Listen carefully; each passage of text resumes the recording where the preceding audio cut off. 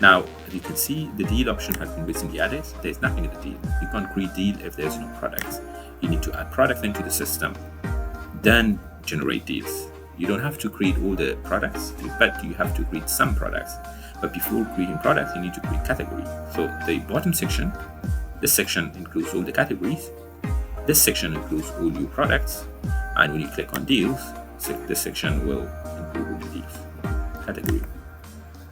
So I will base the entire system on restaurant. It will be some sort of generic restaurant. I will create my first product category. It will be pizza. Let's say we're creating pizza shop.